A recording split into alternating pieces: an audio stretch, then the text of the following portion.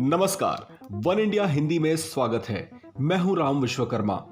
इस देश की सबसे पुरानी पार्टी कांग्रेस अपने सबसे बुरे दौर से गुजर रही है। एक वक्त था जब कांग्रेस देश की धड़कन हुआ करती थी। चुनावी मुकाबले में उस दौर की सियासी महाबली कांग्रेस को टक्कर दे पाना विरोधियों के लिए बेहद कड़ी चुनौती हुआ करती थी। चुनावी नतीजों में उसे अलग अलग राज्यों में पहाड़ से आंकड़ों वाला जनादेश प्राप्त हुआ करता था।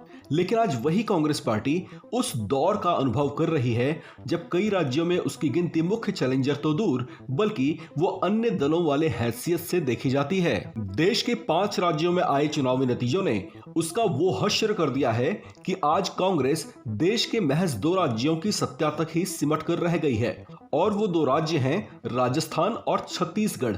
उनमें भी राजस्थान वो राज्य है जहां कांग्रेस के दिग्गजों के बीच कोल्ड वॉर जैसी तकरार सुर्खियां बनती रहती हैं। पार्टी की इस दशा को लेकर आला नेताओं का एक धड़ा आला कमान से बेहद खफा चल रहा है। इसे लेकर पार्टी के नेताओं ने G23 ग्रुप का गठन किया हुआ है। ये पार्टी के आंतरिक लोकतंत्र की मांग उठा रहे हैं, जबकि एक धड़ा ऐसा भी है जो अभी भी अध्यक्ष पद को लेकर जो सोनिया और राहुल में आस्थावान है।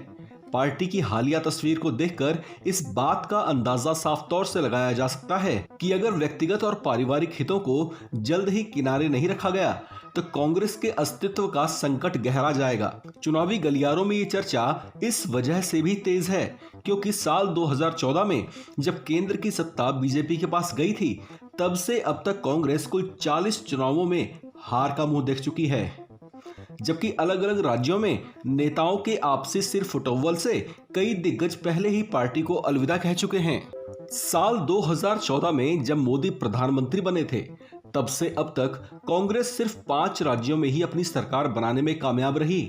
साल 2016 में यूनियन टेरिटरी पुदुचेरी, 2017 में पंजाब और 2018 में राजस्थान, मध्य प्रदेश और छत्तीसगढ़ में कांग्रेस को सफलता मिली थी।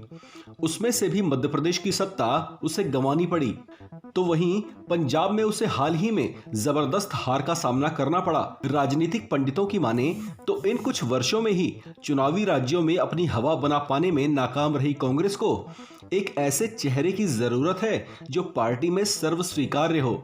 ऐसे में इंदिरा की छवि रखने वाली प्रियंका गांधी को मैदान में तो उतारा गया, लेकिन वो भी जनता के बीच बड़ा जनाधार बटोर लेने लायक प्रभाव छोड़ पाने में खास कामयाब नहीं रही।